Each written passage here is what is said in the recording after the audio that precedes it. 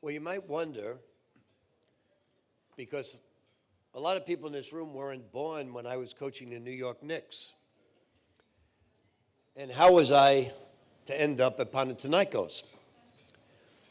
So I got a phone call about a week before Christmas, and I was to visit with my 14 grandchildren, 13 at the time.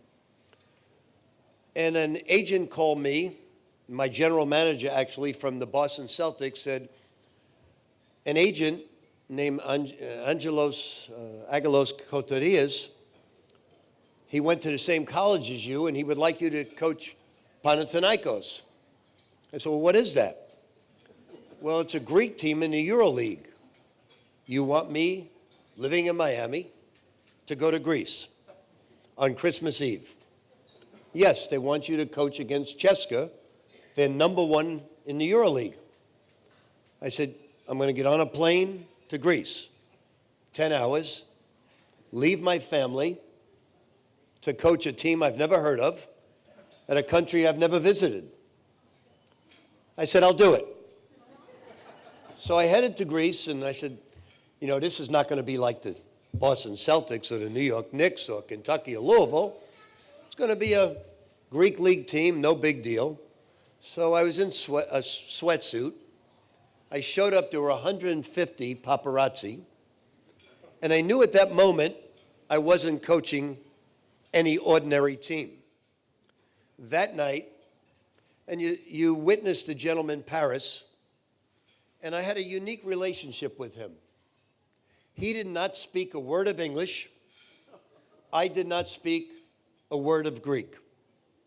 And we became best friends just up until 6-7 weeks ago. We were hugging and kissing. And he passed away, and it just broke my heart.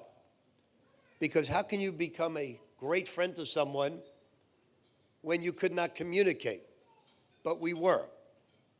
And that night we beat Cheska on Christmas night, the number one team. And a gentleman rushed onto the court and kissed me on both cheeks. And I was waiting for security to get rid of this man. And I said to Paris, Paris, get rid of this man. He keeps kissing me. He said, Coach, he's the uncle. He's one of the owners of the team. I said, is this going to happen every game? So I coached the team, and I wondered what would become of my life.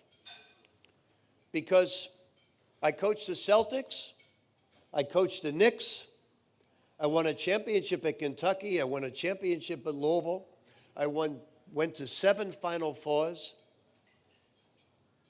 And with all that my teams accomplished, you must understand, when I left for Greece, I was a man without a team.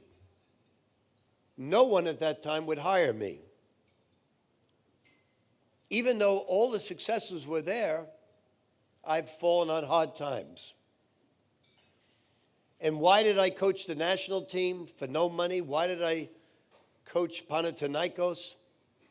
Because Greece gave me something that was lost.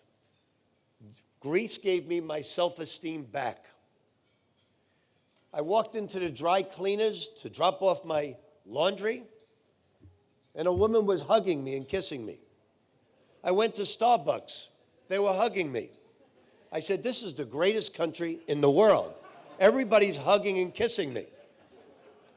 So what do I owe Greece? I owe Greece my self-worth came back in a big way because they adopted me, and I adopted that country. My father was born in Sicily, but Italy is not my second country. Greece is my second country.